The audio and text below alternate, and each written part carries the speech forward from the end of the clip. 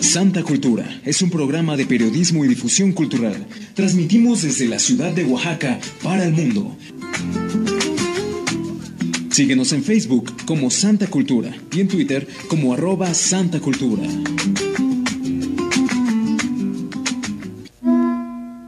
Bienvenidos a Santa Cultura, donde nuestra identidad también nace milagros. Sintonizas el foro oaxaqueño que reúne a los públicos con la comunidad cultural del mundo. Periodismo y difusión cultural con José Luis Pérez Cruz. ¡Comenzamos!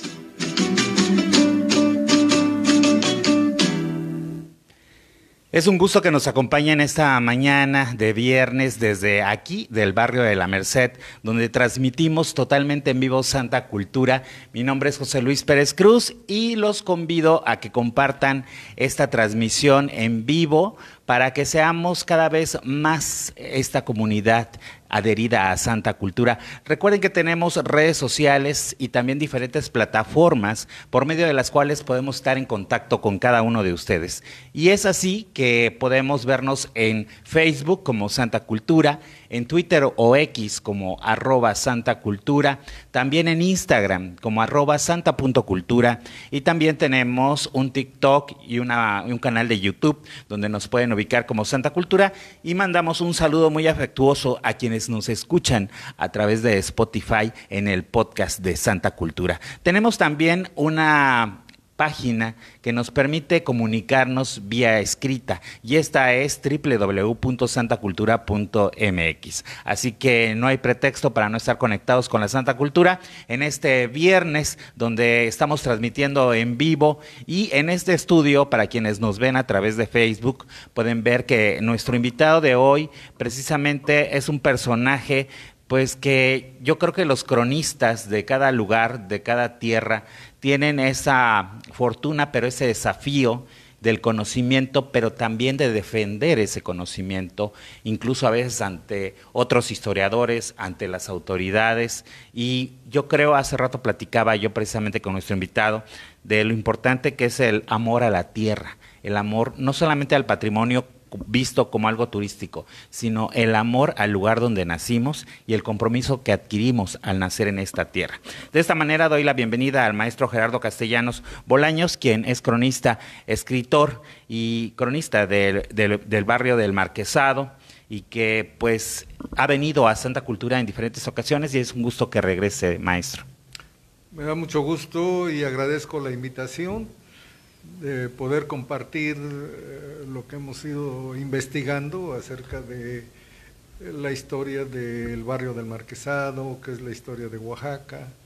Y bueno, pues aquí estamos a sus órdenes, con mucho gusto para todos ustedes.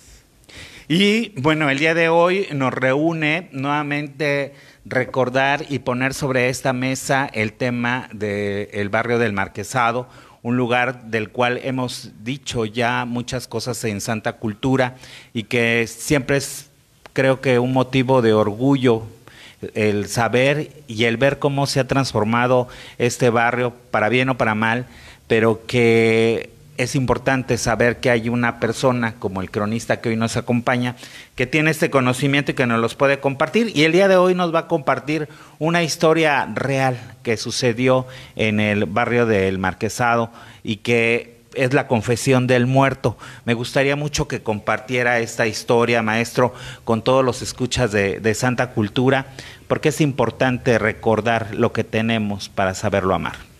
Muchas gracias. Sí, fíjate que esta confesión, como dices, es un hecho real, sucedió realmente en el Marquesado. La persona que hizo la confesión, su familia todavía vive en el barrio del Marquesado. Tuve la fortuna de platicar con ellos, me contaron cómo sucedió. Y la otra es de que soy muy afortunado porque nací en este barrio, conozco sus calles, conocí a sus personajes, a sus personas. Cuando podías caminar en las calles tranquilamente, siendo muy chico, niño pues, para ir a la primaria o ir a la parroquia, a la misa los domingos o los días de guardar, las fiestas religiosas. Entonces todo el mundo te conocía a pesar de lo chico que fueras, porque sabían quiénes eran tus padres, sabían quiénes eran tus abuelos, y tú los conocías a ellos por el nombre, y a muchos les decías tíos, aunque no fueran tus tíos, tú les decías tío o tía. Era el respeto. Era el respeto, y en ese entonces fíjate que se cruzaba uno de brazos. Esta es una herencia de los españoles dominadores durante 300 años que nos tuvieron de esclavos.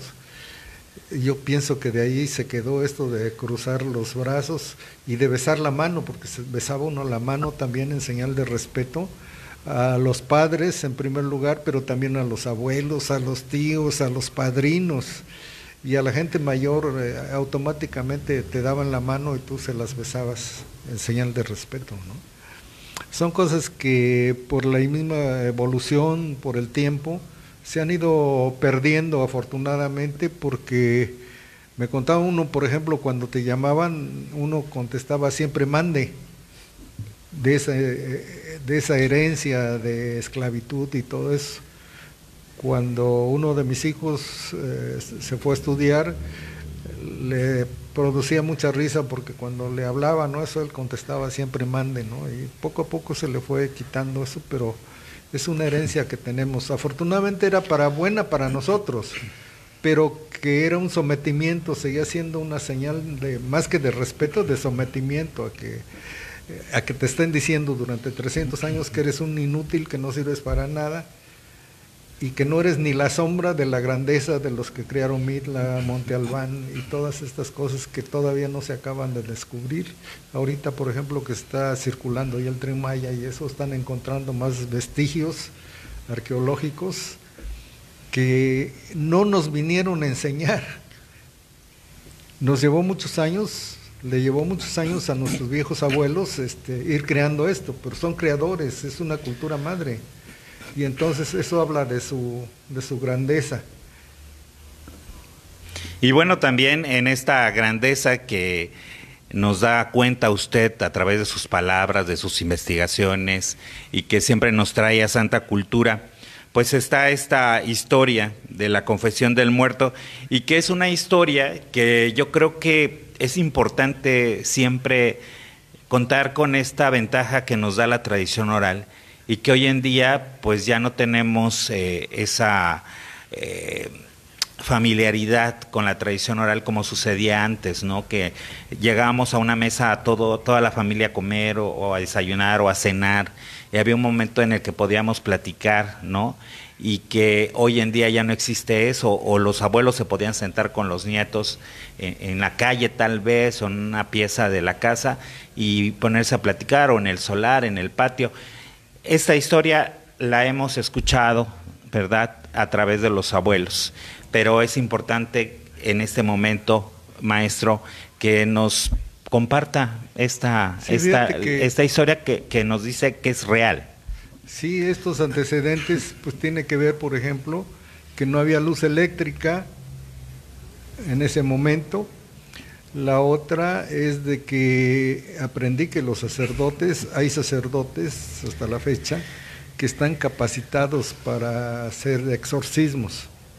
No cualquiera los puede hacer, sino tienen una capacitación especial, que había ordenanzas municipales donde incluían a la policía, y un cuerpo de esa policía, 30 policías, los eligen para que pudieran prender los faroles de aceite porque no había luz eléctrica, y esos estaban en algunas esquinas y en la contraesquina el otro farol, y esos policías que encendían esos faroles, tenían que encenderlos, pues traían una escalera aquí en el hombro, traían su rollo de mechas, traían aceite en una pichela. Dije, bueno, ¿qué es pichela?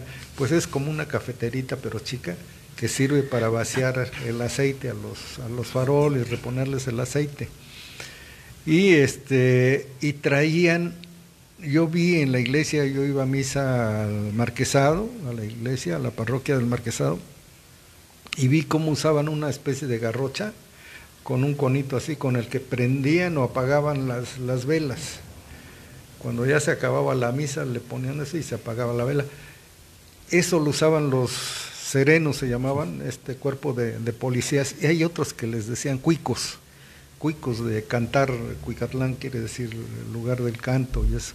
Entonces traían su lanza, sus escaleras, su aceite, sus mechas, y cantaban la hora, y tenían sus cuadras, ¿no?, sus manzanas que tenían asignadas, y la gente que quería algún servicio, algún auxilio, eso, nada más con que palmearan, era como que los estaban llamando, entonces iban a ver qué se les ofrecía.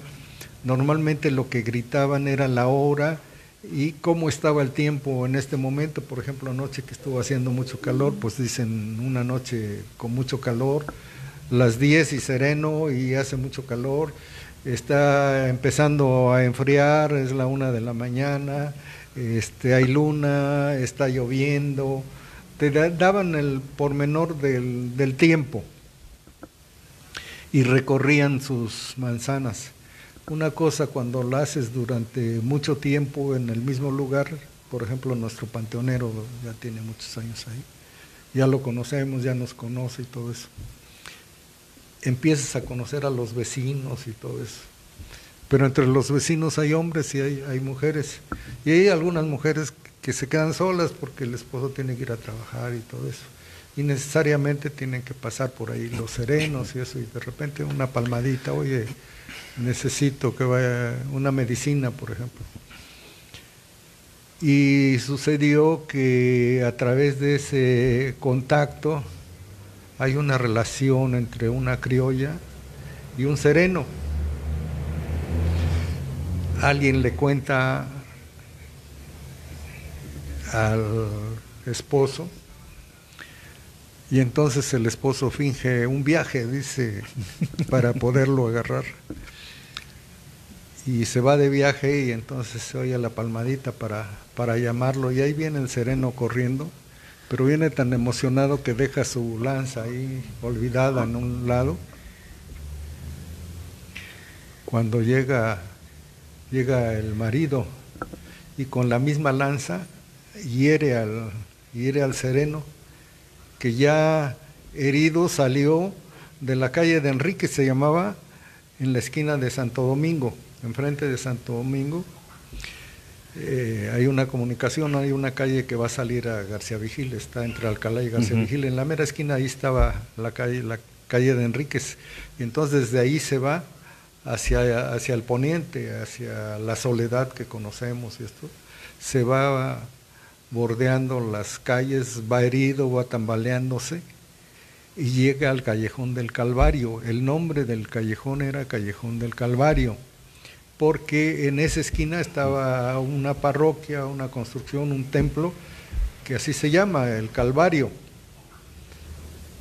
Y a media calle cae ya muerto, vaya, ahí agoniza, pero cae boca abajo. Y entonces hay la creencia entre nuestra gente del pueblo, y esto aquí dice que es verdad, nos demuestra que es verdad. Una persona que muere así boca abajo nunca va a descansar en paz, va a seguir penando. Entonces dice que se muere, pero además era un ingrato, era vicioso, era borracho, era mujeriego, nunca se confesaba, nunca guardaba las fiestas, no iba a misa los domingos. Y bueno, tenía esta persona que era su pareja, cuando podían. Este sereno vivía en una vecindad muy grande que había en el Árbol Chueco, atrás del Árbol Chueco. Esto está en Calzada Madero, casi con la esquina con Victoria. Ya el Árbol Chueco es de 2023, lo derribó el aire y lo repusieron. Dijeron, vamos a poner un árbol emblemático de Oaxaca. El árbol emblemático de Oaxaca, y de ahí viene el nombre de Oaxaca, ese guaje. En ningún lado de nuestro centro histórico y eso hay un árbol de guaje. Repusieron ese árbol y pusieron un emblemático, según ellos, en el Zócalo. Pero no hay ningún árbol de guaje. Bueno, pero ese es problema de las autoridades y la gente que guía esto. Pero ahí atrás del árbol chueco, ahí había una vecindad y ahí vivía el Sereno, y de repente iba esta señora a visitarlo en las tardes. Entonces él tocaba la guitarra y ahí mismo llegaba un sacerdote. También tenía su departamentito por ahí. Y un día le dijo: oye, hijo, tú no vas a la iglesia, no vas a la parroquia, porque no están tus limosnas, pues, ¿qué es lo que les interesa a ellos? No les interesa a Dios, no les interesa el culto, no les interesa unir a los feligreses, sino ver quiénes van a dejar, ¿no?, a la parroquia. Y bueno, pues cada quien tiene que ganarse la vida como pueda. Pero le dice: oye, hijo, tú no vas a la iglesia, tienes que confesarle tus pecados a Dios. Pero remarca que tenía que ser a Dios la confesión. Y entonces que era muy ladino, muy inteligente y todo, le dice riendo: pues entonces nunca me voy a confesar con usted. Dando a entender, vaya, que el sacerdote no era Dios, entonces por eso no se iba a confesar con él. Y cuando cae en el callejón del Calvario, pues las viejitas que lo vieron y todo eso, se empezaron a santiguar y empezaron a decir: no, pues va cuando menos 100 años penando, ¿no?, porque cayó boca abajo. Y en la parroquia del Marquesado, en 1920, llegó un sacerdote que venía de la Sierra Norte, que había estado por los Mijes, y él mismo había contado que había confesado a un muerto, que lo habían llamado y que el muerto estaba en medio de la hierba y que lo había confesado, pero en un descuido que tuvo después de que le había dado la absolución y lo había confesado, cuando volteó ya no estaba el muerto, pero estaba la marca del cuerpo en la hierba, marcado. Entonces él contaba, ¿no?, que había confesado a ese muerto.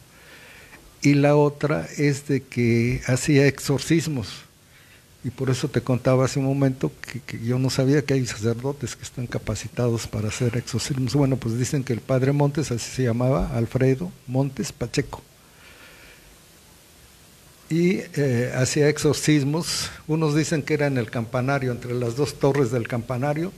Dicen que se acostaba así, en cruz, y con eso hacía exorcismos cuando había una culebra de agua, para alejar a la culebra de agua, para que se fuera.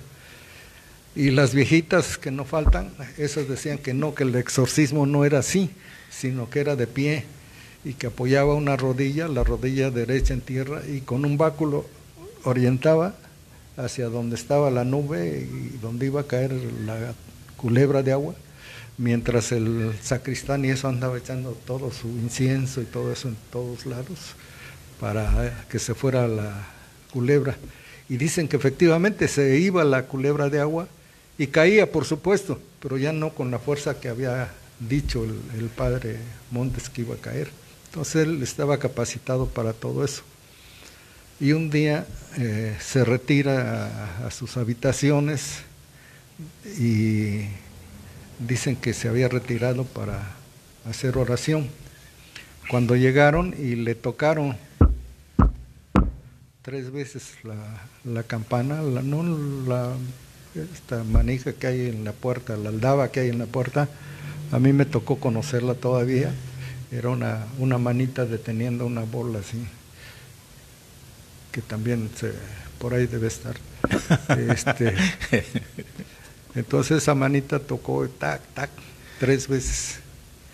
Y ya se prendió un foco, había un solo foco en la casa cural, en el curato.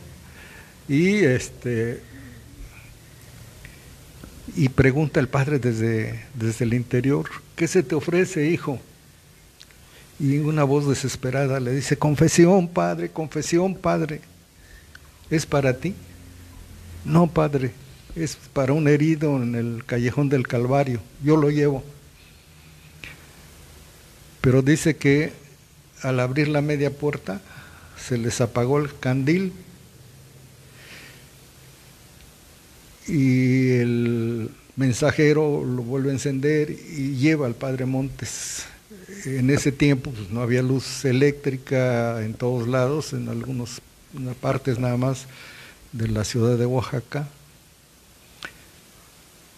Y esto es extraordinario. Lo lleva al Callejón del Calvario y lo primero que hace el padre es voltear el cuerpo boca arriba para poderlo confesar. Acuérdense que había caído boca abajo y por eso estaba penando. Y entonces le pide al mensajero que se retire con su farol para que no escuche la confesión. Y se fue ahí el mensajero con su farol a un lado y empezó a confesar: Ave María Purísima, sin pecado concebida, le contestaron. Y fue una confesión muy larga, pues tenía muchas cosas que confesar sereno. Entonces no había relojes y eso, dicen que fueron como 30 credos los que duró la confesión. Y cuando terminó, le dice el Padre Montes al mensajero que se acerque. Pero cuando voltea, no está el mensajero, nada más está el puro farol ahí. Entonces va el padre, trae el farol y alumbra al muerto. Y entonces se da cuenta que es el mensajero el que lo fue a traer. Inmediatamente se le pusieron los pelos de punta del pello, el cuerpo, le empezaron a castañar los dientes, empezó a sudar frío y empezó a rezar en voz alta la Magnífica. Y salió casi corriendo hacia la parroquia. Y cada paso que daba sentía que traía aquí el muerto, que en cualquier momento lo iba a agarrar, que lo traía aquí en las espaldas y todo. Y entonces llega a la parroquia, pero no llega a la parroquia porque la familia vive hasta la fecha a 2 cuadras de la iglesia. Y llegó corriendo y le dice a su hermana Dolores: prepárame un té porque acabo de confesar a un muerto. En ese momento sonaron las campanas solas y doblaron a muerto. Empezaron a cantar los gallos, empezaron a aullar los perros, como si estuvieran oyendo que iba pasando la carreta de la muerte. En ese momento empezó a temblar. Eran las 10:12 del 9 de febrero de 1824. Era un sábado de gloria. El reloj se detuvo en esa hora. Y eso se supo porque el mismo padre lo contó a su hermana, lo contó a su cuñado, a sus sobrinos, y luego ellos nos lo contaron a todos nosotros. Por eso es que se conoce esta historia del Padre Montes, que realmente existió. Sí estuvo en la parroquia del Marquesado. Él murió en 1953, también en un sábado de gloria, casi 30 años después de que había llegado al Marquesado. Regresó de haber hecho una visita a un enfermo y dicen que venía inflamado de su vientre y decía: tengo mucho dolor. Él se acostumbraba que había pocos médicos, él tenía su médico personal y lo trajeron, lo llamaron y le puso una inyección en la vena. Él estaba sentado casi en la piecera de su cama. Le pusieron una inyección en la vena y en cuanto le empezó a pasar el líquido, le dijo al médico: doctor, me está haciendo daño. No se preocupe, es cosa del efecto de la medicina. Y de repente se enderezó, se paró y se fue contra la piecera de la cama, se golpeó la frente así y cayó, pero cayó muerto. Y cayó con la jeringa todavía clavada en el brazo. Y te digo, es uno muy afortunado de haber nacido en este barrio del Marquesado, porque conocí al sobrino que tenía entonces 5 años, y cuando vio que la gente estaba amontonada ahí en la puerta, se metió, se coló ahí para ver qué estaba pasando, y entonces él fue el que me contó que cayó su tío con la jeringa todavía clavada y todo eso. Entonces yo me puse a investigar, fui al archivo, fui a ver su acta de defunción y todo. Por supuesto que no va a decir que era una responsabilidad médica, ni que, sino dicen que había muerto de un problema de los pulmones y eso, que no tenía nada que ver nada con lo que había pasado realmente.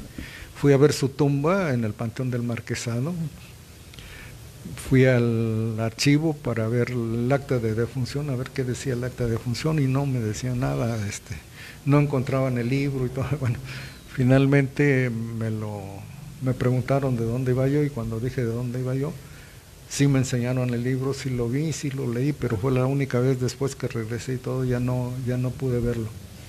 Sé dónde están los restos del Padre Montes, porque ya no están en el panteón. ¿Ah, ya no? Ya no, ya estaba en venta su tumba, pero sé dónde está dentro de la parroquia del Marquesado, en qué lugar está, y dicen que había una placa, pero arreglaron el piso, taparon bien, y ya nadie sabe dónde, bueno, casi nadie sabe dónde están los restos del Padre Montes.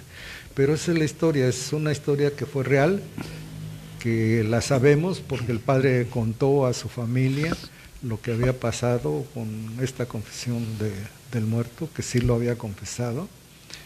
El Padre Montes, tengo algunas fotografías que me hicieron favor de proporcionarme sus familiares. Era aficionado a componer relojes, dicen que le gustaba mucho componer relojes. Esos relojes que había antes eran mecánicos, eran de cuerda, le daba uno cuerdas, y era aficionado a las matemáticas. Y su sobrina, una sobrina, me dijo que era un hombrón. Entendí que era una persona alta, pues, robusta, y se usaba una especie como de gabardina, así, ¿no? Cuando salían a caminar. Él no podía montar a caballo, tenía alguna enfermedad que no podía montar a caballo, entonces tenía que ir a pie. Y pues esta es la historia de la confesión del muerto. Es en el Marquesado, es parte del Marquesado. El Marquesado era todo el estado de Oaxaca, no era nada más esa parte. Pero bueno, estamos, te dije, ya una parte se quedó Antequera, y la otra parte, lo que era Oaxaca, lo mandaron a lo que es actualmente el barrio del Marquesado. La villa, siempre fue villa, la villa de Santa María, Oaxaca. Y de la cédula real, todo se tenía que hacer con una cédula real de Antequera. Me acuerdo que estaba yo en un banco, y los dos gerentes de entonces, y yo supongo que es actual, revisan un documento. Cuando tú les das un documento, lo ponen así a contraluz, lo muerden casi y todo eso para ver si es auténtico y todo. Y entonces me ocurrió que tenía que ver esa cédula real, pero ver la firma, porque es lo que checan en los bancos. Entonces dije, yo tengo que checar la firma, y entonces fui a checar la firma, y el documento, la cédula real de la Fundación de Antequera, dice, yo, el rey, y firma, no, ni tiene firma, yo, la reina, pero no dice qué reina. No dice que reina, no tiene firma. No tiene reina, no la firma el rey, por supuesto. Y Carlos I, que fue el que hizo esa cédula supuestamente, para mí es uno de los primeros administradores de empresas, porque delegaba sus funciones y todo muy bien, muy organizado. Y la reina, que no dice la cédula que reina, su esposa, no. La madre, que era Juana la Loca, estaba internada porque decían que estaba loca. Chequé, pero realmente no estaba loca. Lo que querían era que estuviera lejecitos para que no metiera su cuchara. Pero el rey no fue ni siquiera su tutor del rey cuando el rey era menor de edad, ¿no? Y en ese, cuando hace la cédula real, el rey tiene 30 años, te digo, y no permitía que nadie reinaba y gobernaba. Nosotros tuvimos un presidente que él era el presidente, pero la que mandaba era la señora Martita. Entonces, eso no sucedía en este caso, así es que, y la otra característica de la cédula real es que no cumple con todos los requisitos que tenían las cédulas normales, es decir, empezaban diciendo yo el rey, sí decían así, yo el rey, pero luego citaban todos los poderes que tenía conde de tal parte, duque de esto, sus títulos nobiliarios que tenía, como eran entre familias y todo eso de la nobleza y todo, tenían 6, 7, 10 títulos al mismo tiempo. Entonces esas cédulas citaban todo eso y después decían el asunto y luego venían firmadas por el rey y venían refrendadas por una especie de notario público que daba fe de que era auténtico eso. Esta cédula no tiene nada de eso. Y Hernán Cortés dice, la trujeron, así dice, la trujeron en blanco y la vendían como mercaduría. Pero es parte de nuestra historia, ¿no? Oaxaca es una cosa y Antequera es otra cosa, pero seguimos celebrando el aniversario de la fundación de Oaxaca con la cédula real de la fundación de Antequera. Pero bueno, son cosas que pasan en Oaxaca. Y que pasan en la historia. Pues ahí del están, mundo, ¿no? Ahí están en la historia del mundo, pero este es el atractivo de esto, ¿no? Lo tiene uno que comentar con mucho cuidado en primer lugar, con mucha responsabilidad, y te digo, no es problema de uno, ¿no? En todo caso es problema de las autoridades, de quien corresponda y todo eso. Esto es lo que uno va encontrando como cronista. Y bueno, también a veces los mitos son más atractivos, sobre todo hoy en día cuando creamos un producto turístico también y ya basado en mentiras cuando no hay necesidad, porque Oaxaca tiene mucha historia, nada más es cuestión de investigar, ¿no? Como a veces sucede con los mismos recorridos en la ciudad o con los guías que van inventando lo que se les viene a la cabeza y la gente va creyéndolo. Bueno, en este caso, como es el turismo, pues ellos no viven aquí, se van y se olvidan de la historia. Pero cuando se sube un oaxaqueño a un de estos automóviles, estos camiones que van recorriendo la ciudad y les van diciendo pues cosas infundadas, pues eso sí es grave, porque ese desconocimiento se va contagiando. Y bueno, creo que ha sido muy nutritivo escuchar esta mañana esta historia de la Confesión del Muerto, que es una historia que, digo, afortunadamente a lo mejor muchas personas todavía de mi edad pudieron escuchar de boca de sus abuelos, pero ya los oaxaqueños más jóvenes pues yo creo que no han tenido esa fortuna de escuchar esta y otras historias. Y pues lo famoso que fue el padre Montes, ¿no? Yo creo que toda la gente que le conoció o que convivió con él y que todavía nos tocó a nosotros que comentaran de todo lo que le tocó vivir a ese sacerdote, ¿no? ¿Alrededor de cuántos años estaría el padre Montes en la iglesia del Marquesado? 30 años, estuvo de 1920 cuando llegó y en 1950 fallece, casi en el mismo mes, en diferente año. Estuvo 30 años en el Marquesado, hasta que murió el padre Montes. Y estamos hablando de un Oaxaca totalmente diferente, y sí, de totalmente. El Marquesado también tenía otra fisonomía, otra dinámica de vida, ¿no? Sí, porque te digo, casi no había luz eléctrica, afortunadamente no teníamos televisión, no teníamos radio, y entonces pues era una vida muy, muy sana. Estaba el ojito de agua, podías caminar, podías ir a cortar azucenas, podías irte a bañar al río Atoyac.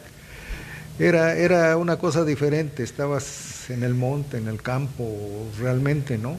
Y estaba yo estudiando un libro anoche, de un libro que se presentó hoy en el archivo archivo, ¿no?, del Poder Ejecutivo, el que está por las canteras. donde habla de esto, de Oaxaca, de los nombres de los barrios, de los callejones y todo eso. Y qué bueno que se esté rescatando toda esta historia, porque es muy atractiva. Para mí la palabra barrio es mucho más fuerte a que te digan colonia. El Marquesado no es una colonia, es un barrio. El centro es centro, no es colonia centro. Y hay gente muy importante que en su papel membretado, en todo le ponen colonia centro. Pero te digo, pues cada quien, ¿no?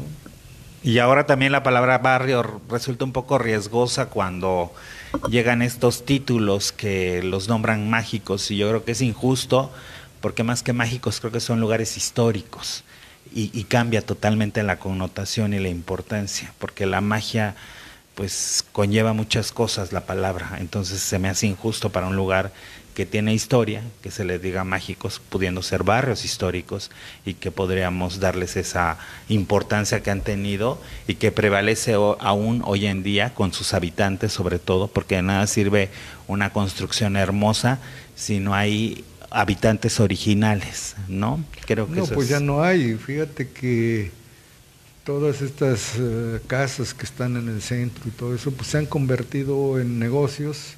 La gente ya no vive aquí en estas casas y se está desarrollando turísticamente Oaxaca, eso es bueno. Pero lo que dices, vaya, de que, te digo, en el caso de la palabra barrio, a mí se me hace muy fuerte, se me hace más atractivo turístico decir barrio que decir colonia. El Marquesado siempre ha sido barrio, pero los señores del Servicio Postal Mexicano es más fácil para ellos decir que es colonia, que es una colonia. Y del ex Marquesado. Y del ex Marquesado, que hay un decreto del gobernador Emilio Pimentel.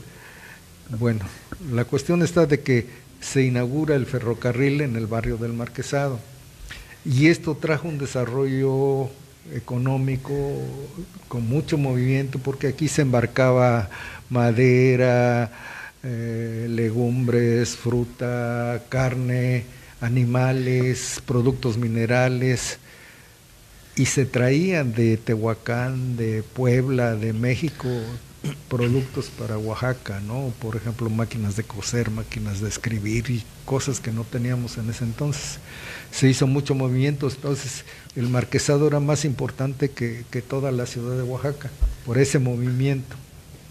Entonces, ¿qué hace la autoridad? Dice, bueno, pues vamos a anexarlo, porque es parte de, no es el todo, es una parte nada más. Entonces anexan el barrio del Marquesado al cuartel noveno, porque había 8 cuarteles, entonces este es el cuartel noveno, y se anexa. En el libro de Andrés Portillo no viene el Marquesado todavía, porque todavía no estaba anexado, pero en 1908 se anexa por un decreto del gobernador Emilio Pimentel, entonces pasa a formar parte del municipio de Oaxaca de Juárez.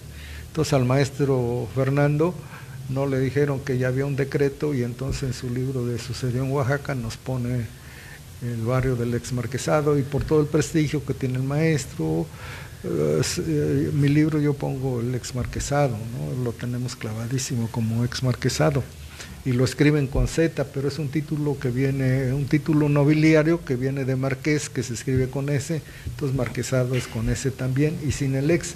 En los programas de la iglesia, por ejemplo, ahorita que está el programa de la fiesta patronal del Jueves de los Compadres, clarito dice, donde quieras verlo, dice barrio de El Marquesado. Si vas al Panteón, arriba tiene una placa de Nonix, que ahí dice Panteón número 3 de El Marquesado. Y sin embargo, hace como unos 2 meses vi una crónica de una persona que, bueno, entre otras cosas, está en el Jardín Morelos hablando del barrio de la Soledad. El Jardín Morelos ya no es barrio de la Soledad, es barrio del Marquesado. Y luego habla del Panteón del ex Marquesado. Y bueno, pues ni modos, ¿no? Ya. Pero a veces es importante aclarar estas situaciones porque si no, como le digo, se va contagiando la ignorancia y por eso pues quisimos invitarlo este día viernes, maestro, para que nos compartiera esta historia que sucedió precisamente en el barrio de El Marquesado, aquí en Oaxaca. Y queremos agradecerle que haya estado con nosotros. Si nos quisiera compartir, por favor, las redes sociales que tiene para que podamos seguirlo, para que podamos ver lo que está ocurriendo en este barrio y lo que usted está desarrollando como cronista, porque también sabemos de que continuamente lo invitan a diferentes instituciones o museos para compartir este conocimiento sobre el barrio del cual usted pues ha investigado profundamente. Maestro, si quiere compartirnos sus redes sociales. Bueno, fíjate que es Castilán, así como suena. castilán.gerardo.castellanos@gmail. Ese sería su correo. Ese es un correo, el otro es Castilán nada más. Castilán@yahoo.com. Pues queremos agradecerle que haya estado con nosotros esta tarde y pues ojalá que podamos verle nuevamente por aquí para que nos siga comentando, sobre todo ahora que ha mencionado que viene la fiesta patronal y hay muchas cosas que comentar. Queremos agradecerle mucho que haya estado aquí, maestro. Estoy a sus órdenes, a mí me da mucho gusto poder platicar esto y te digo, de repente salen cosas o me salen cosas que a lo mejor no debería uno mencionarlas, pero son cosas que estás viendo, que están pasando y hay veces es imposible porque se te salen, no porque quieras criticar o condenar, pero yo lo hago de buena voluntad y con mucho gusto. Y sí, el próximo 9 de febrero, no es 9, es 8, porque es el jueves de los compadres, que es una semana antes del miércoles de ceniza, que empieza la cuaresma, que tiene que ver con el carnaval, que se deja de comer carne y todo eso. Es una historia muy interesante. Y la otra que te platicaba, de un documento que encontré, que dice que la primera iglesia, la palabra que usa es iglesia, ya sabemos que iglesia es toda la institución, y que el templo es el templo, pues el material se construyó el primero, dice la primera iglesia mayor se construyó en el Marquesado en 1523, fíjate, 1523, es decir, 2 años después de que llega Francisco de Orozco en 1521 aquí a Oaxaca. Entonces vale la pena investigarlo, cruzar la información, porque por ejemplo Burgoa dice que escribió 80 años después, dice que fue San Juan de Dios donde se inundaba por los desbordes del río Atoyac, pero él dice que allí se construyó la primera catedral y la primera iglesia, ¿no? en la ciudad de Oaxaca. José Antonio Gaya habla y dice que es el Carmen Bajo, que me parece más lógico, pero nada más lo menciona en 3 renglones y no lo vuelve a mencionar, donde dice aquí era la primera iglesia del Marquesado. Y te digo, son cosas, la historia de Oaxaca es como un rompecabezas que tiene las partes colocadas en diferentes lugares que no les corresponde, entonces hay que irle buscando dónde. Y yo llevo más de 20 años investigando, estudiando, y no tomo de otros autores o eso, tengo que consultar yo mismo y estudiarlo, y hay veces que tengo que estudiarlo muchas veces porque me cuesta trabajo entender las cosas, descifrarlas y todo eso, y transmitirla, porque es una gran responsabilidad que escribas y publiques algo de lo que no estás consciente o que no conoces, o que hablas sin conocer el lugar, como de hablar de lugares que no conociste ni nada. Entonces esta es la responsabilidad de uno como cronista, debe uno ser verídico, conocer bien lo que está uno escribiendo. Pues vamos a seguir comprometidos con usted para ir recolocando estas piezas de este rompecabezas que es la historia de Oaxaca. Muchísimas gracias, maestro. Agradecemos también a Rogelio Carrillo, que nos acompañó en los controles técnicos de aquí, de esta transmisión de Santa Cultura. Yo soy José Luis Pérez Cruz y estamos en contacto con ustedes, recuerden, a través de las redes sociales. Les invitamos a que se unan a ellas y sobre todo que nos escuchen también a través de Spotify.